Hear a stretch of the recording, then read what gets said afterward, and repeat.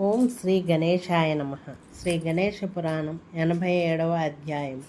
తారక వధోపాఖ్యానం. వరద గణపతి పూజా విధానం. అప్పుడు శివుడిలా అన్నాడు, ఓ కుమారా, నీవు కోరినట్టుగా సకల పాపక్షయకరము సర్వసిద్ధికరమైన వరద గణపతి వ్రతము గురించి నీకు తెలియజేస్తాను. ఈ వ్రతాన్ని శ్రావణ మాసములోని శుక్ల చతుర్థి నాడు ఆరంభించాలి. ఆ వ్రత విధానం ఎలాంటిదంటే, ఆనాడు ఉదయాన్నే నువ్వుల పిండితో నలుగు పెట్టుకొని అభ్యంగన స్నానం చేయాలి. ఆ తరువాత నిత్య నైమిత్తిక కర్మలను నెరవేర్చి కోపాన్ని దరిచేరనీయకుండా సంయమనం పాటించాలి. ఒక నలుచదరమైన ప్రదేశాన్ని గోమయంతో అలికి పరిశుద్ధం చేసి అక్కడ ఒక మంటపాన్ని నిర్మించి దానికి 4 వైపులా అరటి స్తంభాలను అమర్చి ఆ మంటపాన్ని పుష్పమాలలతోనూ మామిడి ఆకుల తోరణాలతోనూ అద్దములను చామరములను సమకూర్చి అలంకరించాలి. ఆ మంటపం మధ్యగా శ్రీగంధంతో ఒక అష్టదళ పద్మాన్ని గీసి దానిపై ధాన్యాన్ని పోయాలి. దానిపైన వస్త్రద్వయాలపై అమర్చినట్టి ఒక కలశాన్ని స్థాపించాలి. ఆచార్యుని అనుజ్ఞ తీసుకుని పూజా ద్రవ్యాలను శుద్ధి చేసుకుని ఆ తరువాత గజాననుని మూర్తికి ప్రాణప్రతిష్ఠ చేసి షోడశోపచారములతో పూజించాలి. ఆ గజాననుని ప్రతిమ వెండితో కానీ బంగారుది కానీ వినియోగించాలి. నైవేద్యానికై 21 రకాల పిండి వంటల్ని తయారు చేయాలి. ఆ తరువాత 61 ముద్దల్ని బంగారువి కానీ లేదా వెండివి కానీ దక్షిణగా ఇవ్వాలి. తెలుపువి లేదా పచ్చటివి 21 దుర్వాంకురాలను సమర్పించాలి.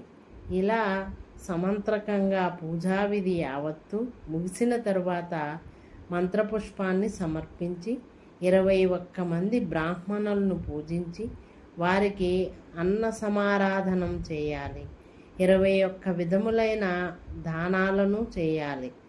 ఆ తరువాత గజాననునికి అపరాధ క్షమాపణ చెప్పి సాష్టాంగ నమస్కారం చేసి వ్రతం సంపూర్ణం ఫలప్రదమవునుగాక అంటూ వేడుకొని పార్థివ గణేశ పూజను యథావిధిగా ఈ గణేశుని మూర్తికి సమర్పించి ఆ కథాశ్రవణం చేయాలి. విఘ్నహరుడైనట్టి గజవదనుని హృదయంలో ధ్యానిస్తూ మౌనంగా భుజించాలి. ఈ విధంగా 1 మాసం రోజులు అంటే శ్రావణ శుక్ల చతుర్థి నుండి భాద్రపద శుక్ల చతుర్థి వరకు చేయాలి. చివరి నాడైన భాద్రపద శుక్ల చతుర్థి నాడు పూర్వం చెప్పిన మాదిరిగానే విఘ్నేశ్వరుని పూజించి వినాయక చవితి ఉత్సవాన్ని గావించాలి. ఆ రాత్రి జాగరణ చేసి నృత్య గీతాది నాట్యోయుతమైన సపర్యలను వినాయకునికి సమర్పించాలి. గణేశ పురాణాన్ని అందుగల ఉపాఖ్యానములను శ్రద్ధగా ఆలకించి గజాననుని సహస్రనామాలతో పూజించాలి. ఆ మర్నాడైన ఋషి పంచమి నాడు ప్రాతకాలాన్నే సంధ్యావందనాధికములు ముగించుకొని గజాననుని యథావిధిగా పూజించాలి. ఆ తరువాత 100 మంది లేదా కనీసం 21 మంది బ్రాహ్మణులకు తృప్తిగా భోజనాధికములు ఏర్పాటు చేసి వారిని గౌరవించాలి. తన బంగారు లేదా రజతమైన మూర్తిని బ్రాహ్మణునికి దానం చేయాలి. మృత్తికతో చేసినట్టి మూర్తిని మాత్రం మంగళ వాయిద్యాలతో ఊరేగింపు చేసి తటాకంలో కానీ నదిలో కానీ నిమగ్నం చేయాలి. ఓ షడానన, ఈ వరద గణపతి వ్రతాన్ని ఒక పర్యాయం శ్రద్ధాభక్తులతో ఆచరించితే తమ యొక్క సకలాభీష్టములను సిద్ధింపచేసుకున్న వారై అంత్యమున గణేశధామాన్ని పొందగలరు. ఓ స్కంద, ఇది వరలో సృష్టి ఆరంభంలో చతుర్ముఖుడి వ్రతాన్ని సల్పి సృష్టి రచనా సామర్థ్యాన్ని అనుగ్రహంగా పొందాడు. అలాగే లోకపాలకుడైనట్టి విష్ణువు ఈ వ్రత అనుష్ఠానం వల్లనే పాలన శక్తిని పొందాడు. అంతేకాదు స్వేచ్ఛగా అవతారాలెత్తై శక్తిని ఈ గణేశ షడక్షరీ మంత్రానుష్ఠానం వల్ల పొందగలిగాడు. అంతెందుకు, నిత్యం అష్టాక్షరీ మహామంత్రాన్ని అనుష్ఠించే నేను కూడా ఈ గణేశ షడక్షరీ మంత్రం వలననే జగత్రయాన్ని లయం చెందించగలుగుతున్నాను. అంతేకాదు సర్వసిద్ధిప్రదమైనట్టి ఈ వ్రతాన్ని యక్షగంధర్వ కిన్నెర కింపురుషులు రాక్షసులు కూడా తమ తమ అభీష్ట ప్రాప్తికై అనుష్ఠించారు.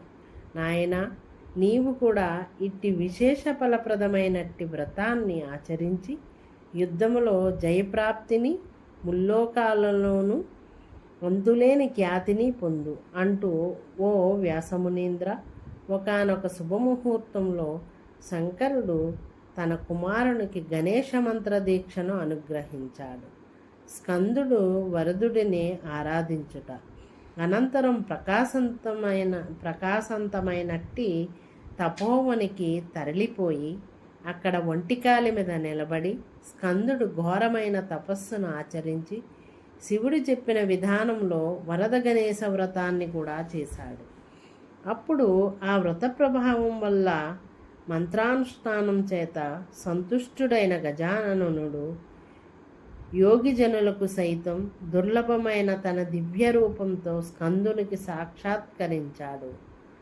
చతుర్భుజుడై నుదుట చంద్రకళతో దివ్యమైన రత్నఖచిత కిరీటాన్ని ధరించి కుండముల శోభతో చెక్కిళ్ళు కాంతులీనుతుండగా పరశువు అంకుశము పాసము దంతములను తన 4 హస్తాలలోనూ ధరించి కంఠమున ముత్యాల హారాలతో ఒప్పుతూ నాగయజ్ఞోపవీతాన్ని ధరించి దివ్యాలంకారములను దేవతా వస్త్రాలతోనూ భూషితుడై దివ్యగంధానులేపనం గావించుకుని కోటి సూర్య సమాన తేజుడై ఆ గజాననుడు భాసించాడు.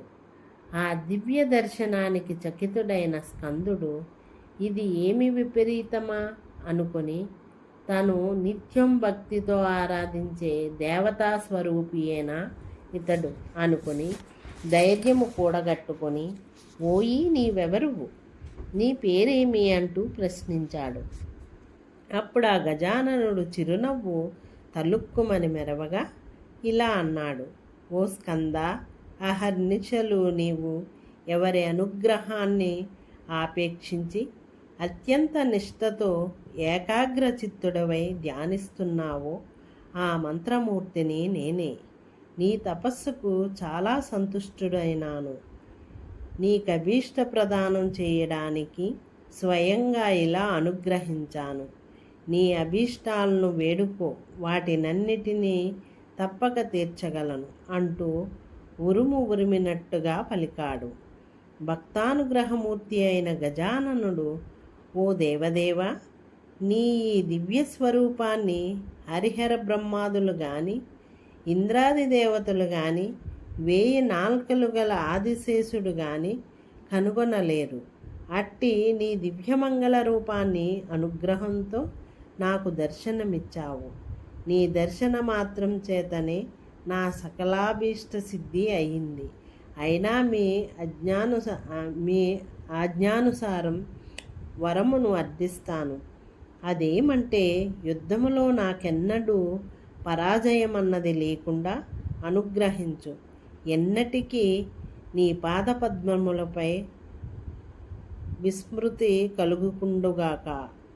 నేను స్మరించినంతనే నాకు సాక్షాత్కరించు. దేవతలలోకెల్లా శ్రేష్టత్వాన్ని ప్రసాదించు. లక్ష్య రూపంతో నాకిక్కడ సాక్షాత్కరించావు కనుక లక్ష్య వినాయకుడన్న పేరిట ఇట వెలిసి భక్తుల పాలిట కల్పవృక్షముపై అనుగ్రహించు. ఆ మాటలకు విఘ్నేశ్వరుడు తదాస్తు, అట్లే అగుగాక అంటూ ఆ దేవసేనాని కోరిన సకల వరాలను ప్రసాదించి వాటితో పాటు తన వాహనమైనట్టి మయూరాన్ని అతడికి బహుకరించాడు. అది మొదలుగా స్కందుడికి మయూరధ్వజుడన్న ఖ్యాతి కలిగింది. ఇంకా ఆ వినాయకుడు ఇలా అన్నాడు: తారకాది రాక్షసులు నీచే వధింపబడతారు. నీ వాక్యానుసారమే నేను ఈ క్షేత్రములో లక్ష్య వినాయకుడన్న పేరుతో భక్తవరదుడనై వెలసియుంటాను అంటూ అంతర్ధానం చెందాడు. అప్పుడు స్కందుడు బ్రాహ్మణ ఆశీర్వచనాలతోనూ వేదమంత్ర పురుషరంగాను మహామూర్తిని స్థాపించి ఆ మూర్తికి లక్ష వినాయకుడని నామకరణం చేశాడు. లక్ష సంఖ్యలో మోదకము ఉండ్రాళ్లను దూర్వాంకురములను సమర్పించి పుష్పాలతో ఆ మూర్తిని అర్చించాడు. 1,00,000 మంది విప్రులకు భోజనం ఏర్పాటు చేసి ఆ తరువాత గణేశునికి స్తుతులను ప్రణామాలను సమర్పించి మయూర వాహనారూఢుడై కైలాసంలోని శివుని సన్నిధికి వెళ్ళి అతడికి జరిగిన యావద్వృత్తాంతమును వివరించాడు.